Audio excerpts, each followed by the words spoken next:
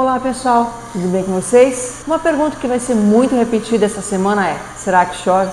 Muitas pessoas estão preocupadas e há alguns modelos indicando que essa semana nós vamos ter algumas chuvas, mas nós já vamos ver os detalhes sobre isso. Mas nós sabemos também que a expressão será que chove é um bom motivo para puxar a conversa. Hoje a conversa vai ser sobre as estações do ano. No último dia 20 nós tivemos início à estação do ano conhecida como outono. É aquela estação que faz a transição entre o verão e o inverno.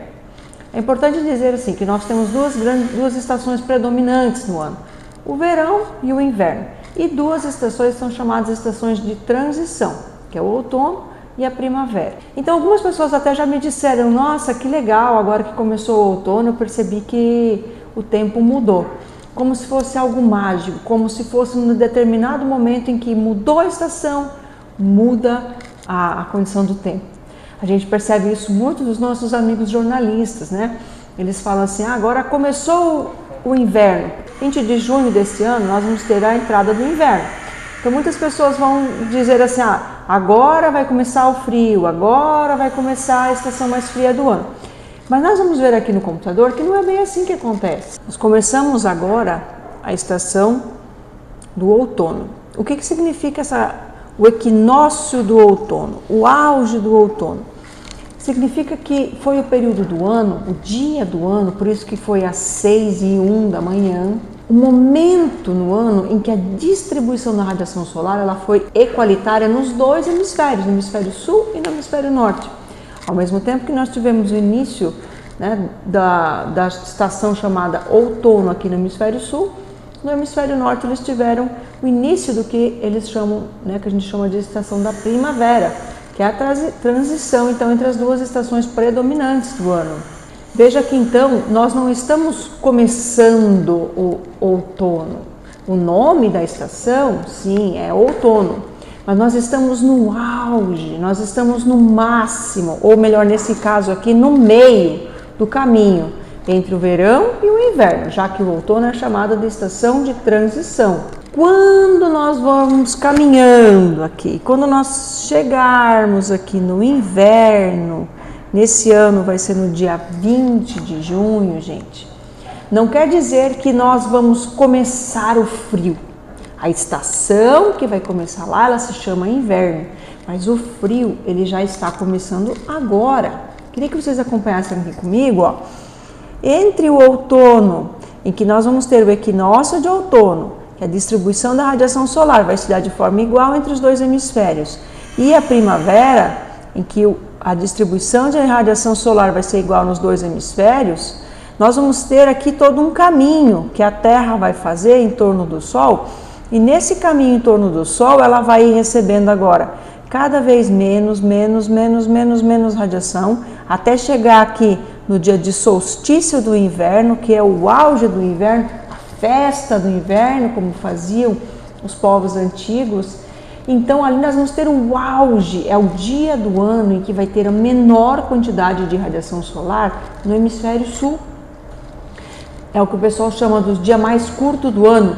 Normalmente as pessoas elas usam um dia que não muda, né, que seria o dia 24 de junho, o dia de São João, que é o dia que tem a menor quantidade de radiação do ano. Só que ela varia de ano para ano, às vezes é dia 21, às vezes é dia 22, esse ano vai ser o dia 20, mas esse é o período do ano em que nós vamos ter a menor quantidade de radiação. Então não quer dizer que o frio vai começar necessariamente lá no dia 20 de junho. Tem gente que fala assim, às vezes é maio, dá uma geada e as pessoas falam: meu Deus, nem começou o inverno ainda e já está geando. Não, é que o inverno ele só marca a estação, o início do inverno marca o auge do inverno.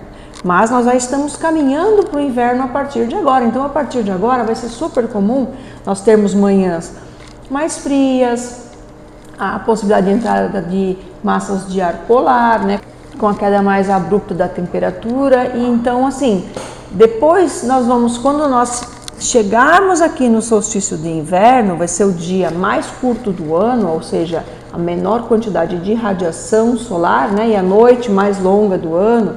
Isso tudo falando aqui para o hemisfério sul, né? Nós vamos começar a caminhar para o verão.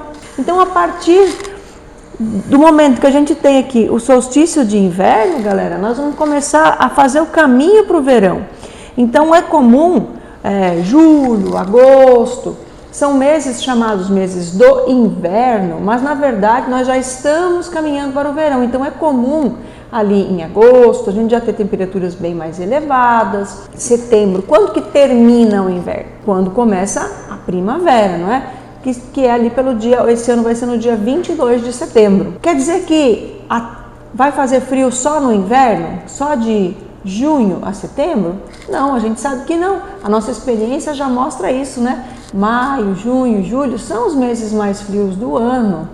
Então, a estação astronômica, que a gente chama, né? Que são esses nomes das estações, elas não batem necessariamente com as estações meteorológicas. Na meteorologia, o frio ele não começa quando começa o inverno. O frio já vai começando a partir de agora.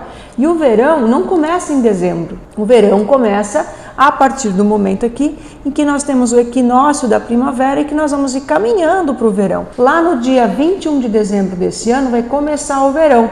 Quer dizer que em outubro, novembro, início de dezembro não vai fazer calor? Eu já ouço isso muito, eu sempre fico, ai meu Deus, será que eu falo, será que eu não falo, né?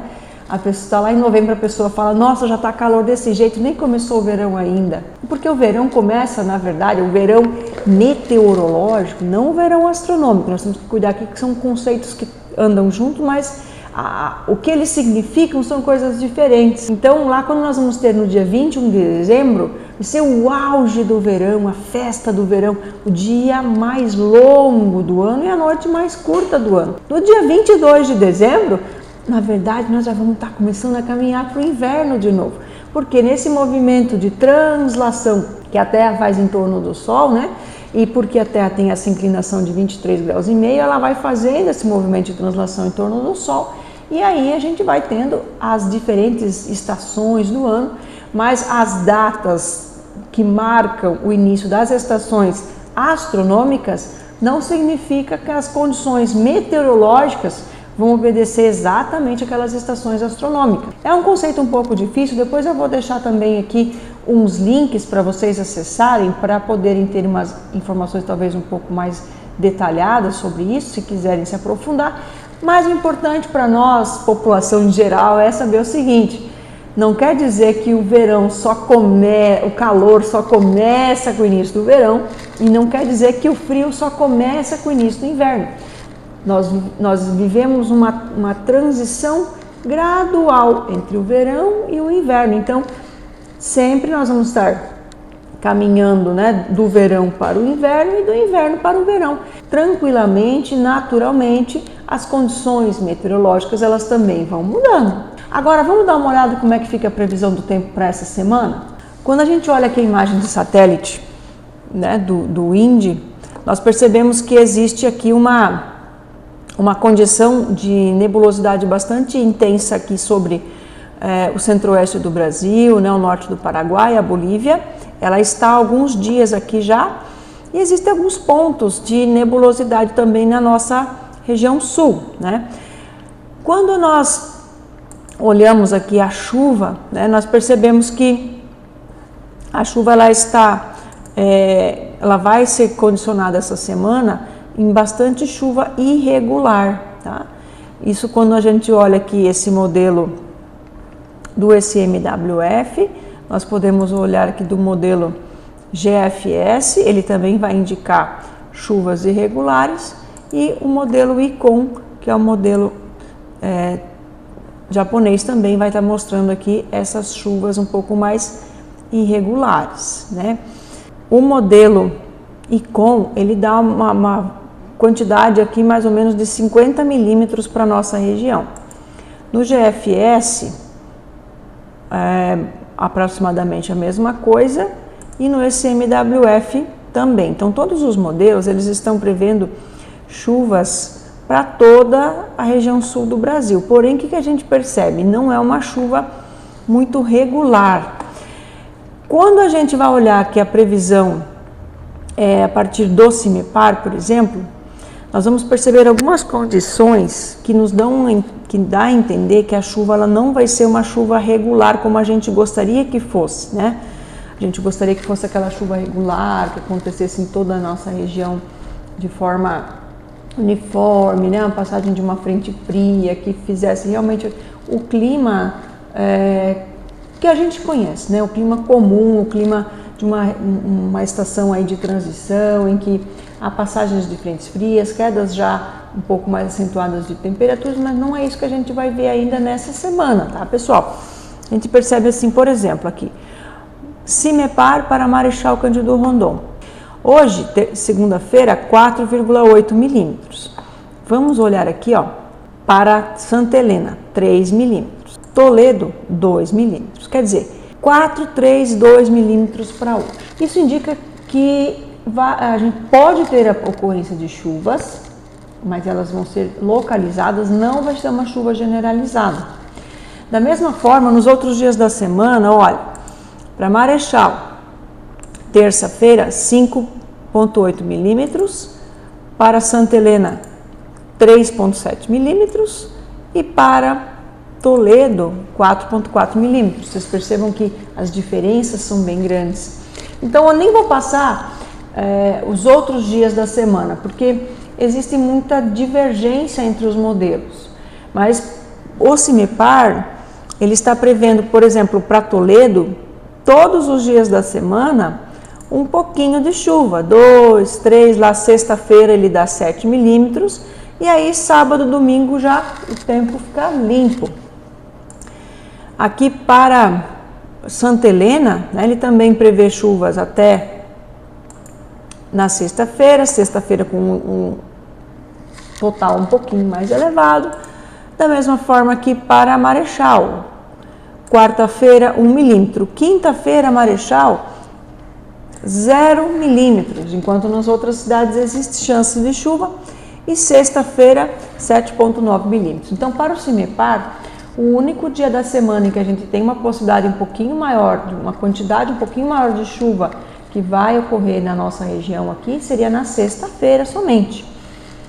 Agora vamos dar uma olhada no CPTEC.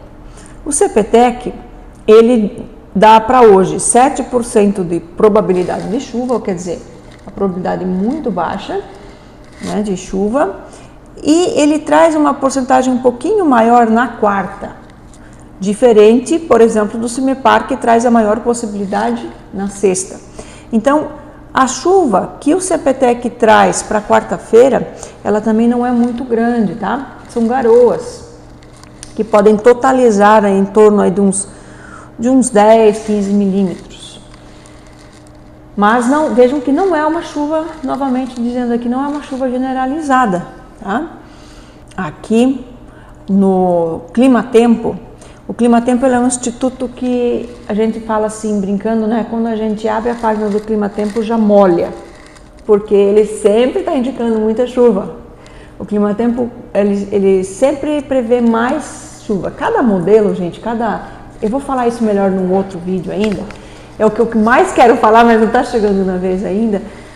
Cada modelo de previsão, ele tem vamos dizer assim, uma fórmula matemática lá dentro dele, né, dentro do computador tem uma fórmula, e lá eles vão regulando algumas questões, né, alguns quesitos ali. E vocês percebam que cada um dá diferença. Então, um dos objetivos que eu tenho com esse programa é que vocês não se acostumem a olhar. Eu vejo que na região o pessoal usa muito o Foreca, né? O Foreca, ele é um modelo de previsão de um modelo americano, e que nem sempre vai casar aqui com as condições que nós estamos vivendo aqui, né? Então, o importante sempre é olhar mais do que um modelo. Você olha vários modelos e aí você vai fazendo uma média, né? Você vai começar a entender um pouco que não é tão simples assim essa previsão, tá? Então, veja aqui, por exemplo, no Climatempo, né? Quando você olha, ele molha até a tela do computador de tanta chuva que ele traz. Ele traz para hoje, olha, 80% para 7,2 milímetros, amanhã 91% para 20,4 milímetros, na quarta quase 5 milímetros, na quinta 3, na sexta 7, sábado e domingo 0. É importante dizer que antes de gravar eu olhei aqui a previsão para o clima-tempo e estava dando uma grande chance de chuva para hoje e amanhã menos, e agora já mudou. O clima-tempo ele é um modelo que ele se gera e se publica sozinho de hora em hora. Então, se você for entrando no clima-tempo, a cada pouco ele vai ter uma previsão diferente.